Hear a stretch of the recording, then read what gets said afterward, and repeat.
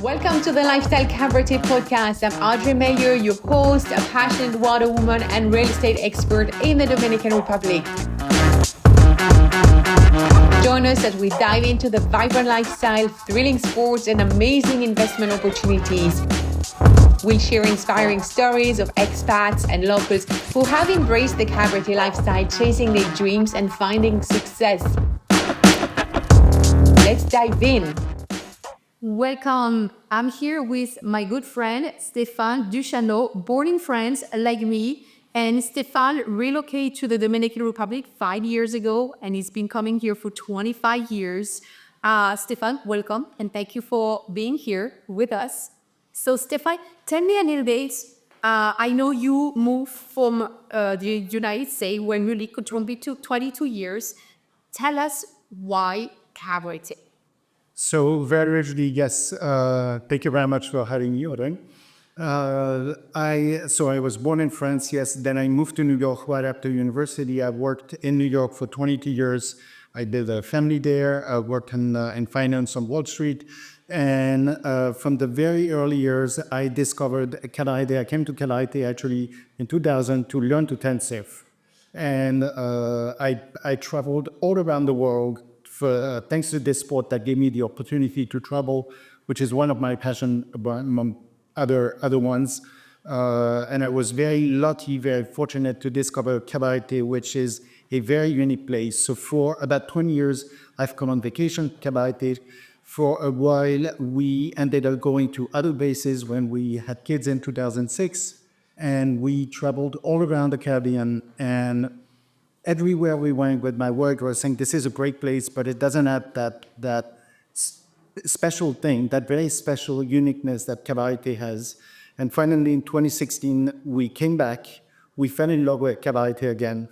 We ended up buying a condo as a vacation rental. That was our rental place, our vacation place.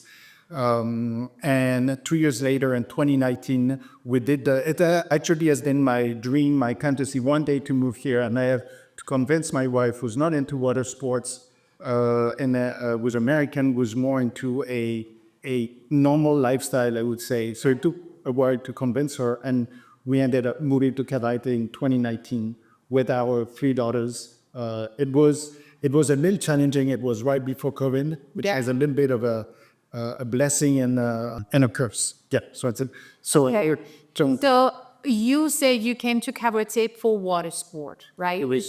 Water sport originally brought you to Cabarete, which we all know Cabarete is one of the best places in the world for water sport. So moving forward, I know your wife and you 3 beautiful girls. So you guys decide, I know the girls are going to school here.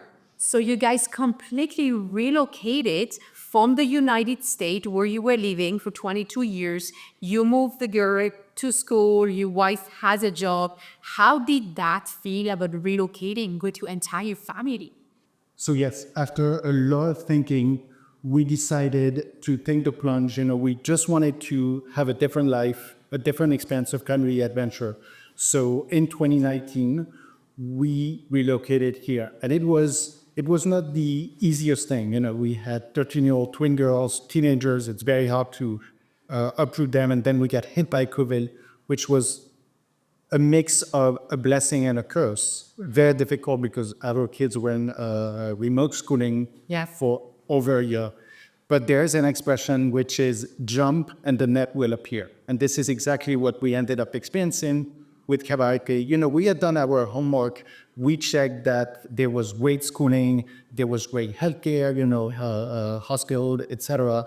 All we knew was going to be fantastic and unique was the community, and we just trust the process. And again, it was a bit hard at the beginning, especially with COVID, but it turned out to be a fantastic experience. Yeah. Perfect. So how did it feel moving from the United States, from New York, which is a big city, to Cabarete, which is a small town?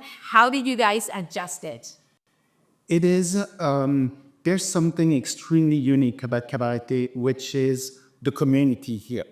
The 22 years we lived in New York, we lived in New York City, in Manhattan, for 12 years, and then we moved to the suburbs. And Manhattan is one of the most cosmopolitan, area in the world, multi ethnicities, etc. And yet, I have met more international people here in Cabarete that I had over 20 years in New York. I meet people from Bulgaria, people from Hungary. I have not met people like this. And so it is, in a way, surprisingly, a mini New York City. Yeah. In that sense, or even more. And the other thing that is very unique for a place like that in the Caribbean, in an island, is the very unique mix of the integration between the international expat community and the local community. Here you make Dominican friends. There's this uniqueness of integration ecosystem of both communities that completely intertwine and overlap. And that is what makes it very real, as opposed to many other destinations where you can feel that the expats are in their own bubble. This is not the case in Cabarete. So you don't miss New York?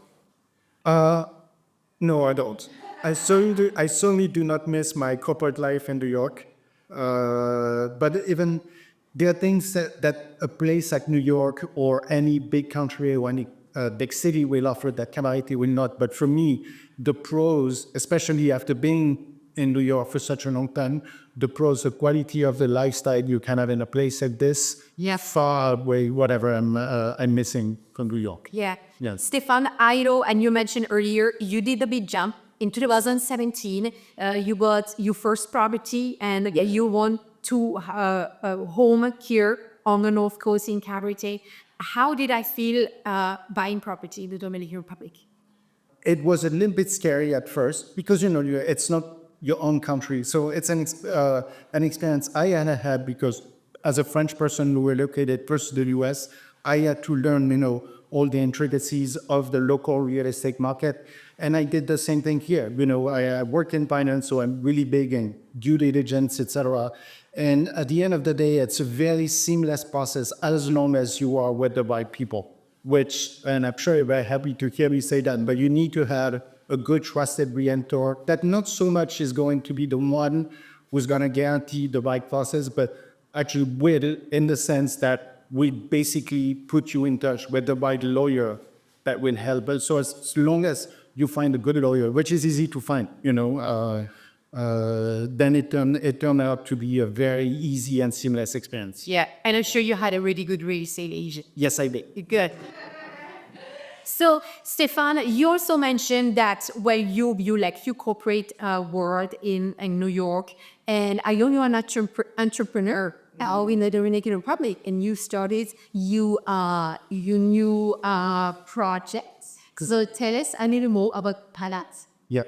So Palate is a project that really comes from my heart, where that combines three of my biggest interests of passion, which are, so I explained traveling earlier, food. I'm a French person, we are bon vivant, we like good food, we like gastronomy, so travel, food, and the last thing is, I would say, community, the human experience. And I have always had my first fantasy was moving to Cabarete one day, was also to potentially have a restaurant. But I can see how a restaurant can be both a dream and a nightmare, and mostly for the food experience, for the human experience. And I realized that having a family, this is not the right project for me. But being in Cabarete, as we discussed, I discovered Cabarete from the prism of the water sport. I realized that there's so much more to Cabarete. There's so much more to the North Coast and the Dominican Republic in itself. And I discovered through COVID, also, your first reaction was, oh my God, where are we going to get our food? And would realize that it's a very self-sustaining island that has so much to offer. And I realized that I was in a place where I could really put those three things together: the food, the traveling experience, and the community, putting people together. The idea behind Palate is that many Americans travel to the Dominican Republic, but they go to all-inclusive resorts in Punta Cana. And they're very good at keeping you in the resort, scaring you out of the resort. And as I was explaining, this island has so much more to offer. So we rent the most luxury villas in Cabarete. We have the highest, because of course, part of the international community, we have amazing chefs in Cabarete in this area.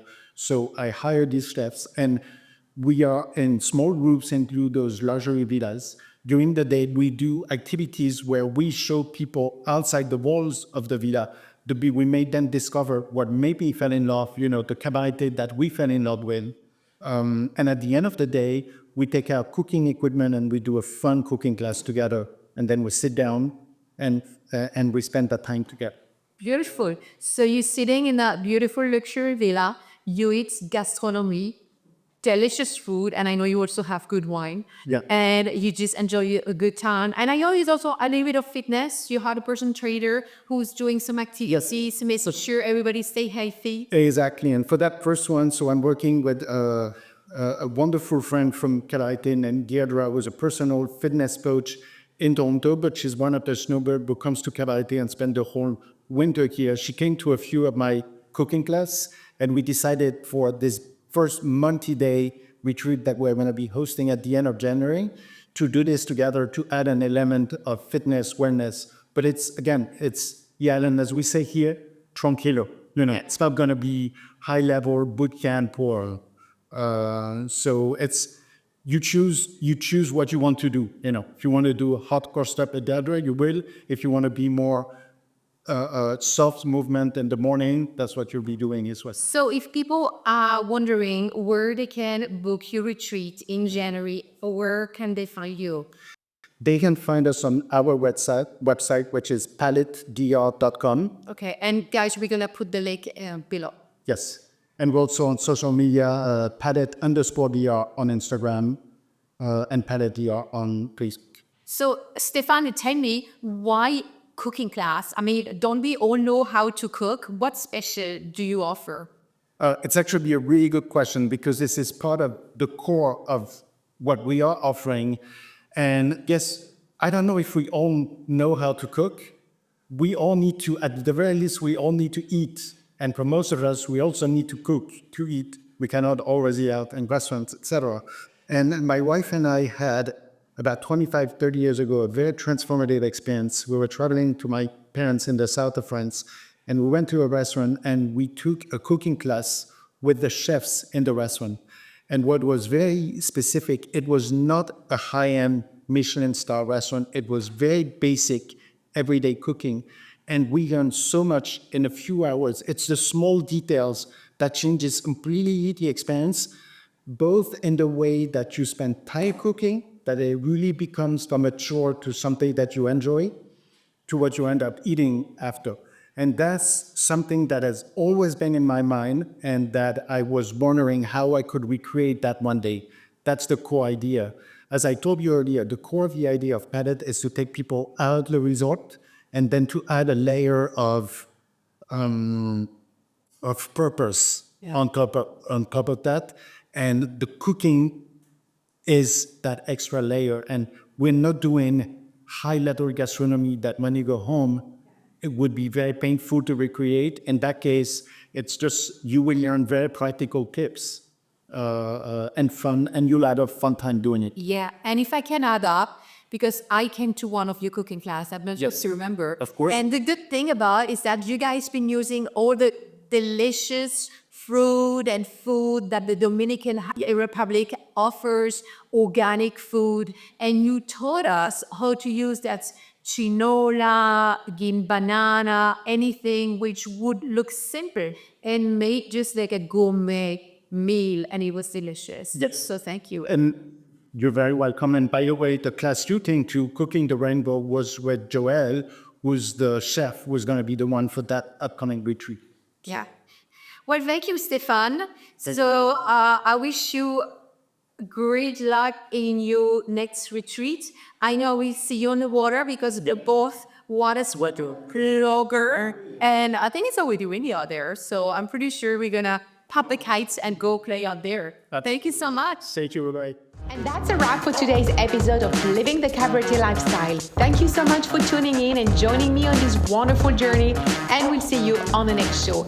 If you haven't already, make sure to hit that subscribe button on YouTube so you never miss an episode.